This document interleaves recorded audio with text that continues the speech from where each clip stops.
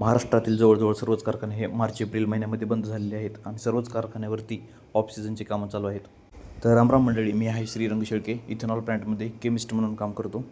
तर चला जाणून घेऊयात आजच्या व्हिडिओमध्ये की आमच्या प्लॅन्टमध्ये ऑफ सीझनमध्ये कोणते कामं चालू आहेत. आज सर्वात आधी कोणतं काम करून घ्यावं याचा विचारच करत होतो की तेवढ्यात आठवलं की आज आपल्याला सर्व प्रमोटरमधील आणि बी एफमधील एअर स्पार्जरच्या लाईन जोडून घ्यायच्या आहेत. आता बरेच लोक असा विचार करत असतील की फर्मेंटेशन प्रोसेस ही ॲनॉर्बिक रेस्पिरेशन प्रोसेस आहे, तर मग त्याच्यामध्ये तुम्हाला एअरची काय आवश्यकता.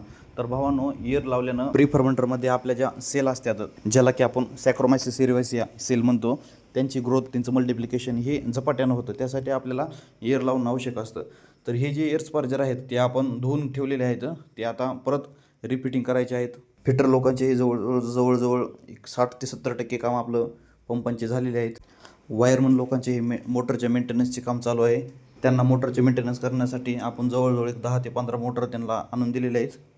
मोटरचं मेंटेनन्स करण्याच्या उद्दिष्टानं आज आपण वायरमन लोकांना पोरं देणार होतो, पण आज वायरमनच ॲबसेंट असल्यामुळं मोटरचं काम हे आता उद्यावर गेलं आहे. पावसाळ्याचे दिवस असल्यामुळे वायरमन लोकांची पळापळ होऊ नये, तसेच मोटर भिजून आपल्या कारखान्याचं आर्थिक नुकसान होऊ नये, त्याच्यासाठी भावानं हे आपण एक स्क्रॅप यार्डामधून पत्र वगैरे आणून वायरमन लोकांसाठी ही रूम आपण तयार केलेली आहे की ज्याच्यामध्ये वायरमन लोक आरामामध्ये मोटरचं मेंटेनन्स केलं जाईल, की ज्यामध्ये बेरिंग धुणे असेल किंवा बेरिंगमध्ये ग्रीस भरणं असेल किंवा आणखीन मोटर हिटिंगला लावणे असेल, त्याला वार्निश पाजणं असेल, हे कामं इथं केले जातील. भावानो, गेल्या वर्षी वायरमन लोकांकडे स्वतःची रूम नसल्यामुळे त्यांना खूप अडचणी आल्या, त्यांच्या बरेच मोटर भिजल्या. तर हे बघा भावानो, हे आहे आपलं गेल्या वर्षी त्यांना असं आपण एक शेड तयार केलेलं होतं की ज्याच्यावरती आपण ताडपत्रे वगैरे टाकून ते वायरमन लोकांसाठी रूम केली होती. पण ह्या वर्षी आपण त्यांच्यासाठी एक चांगली रूमची व्यवस्था केली.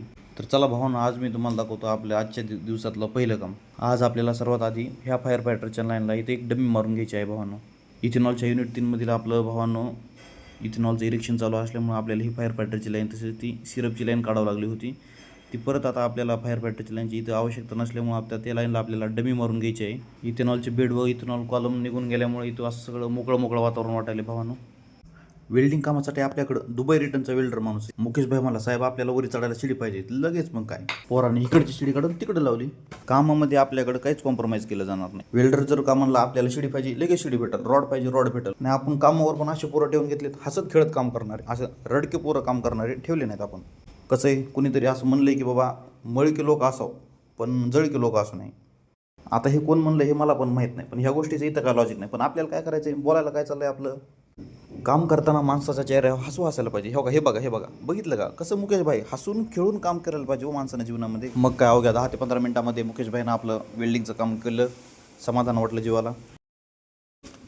वेल्डिंगचं काम झालंच होतं की तेवढ्यात साहेबाचा फोन आला की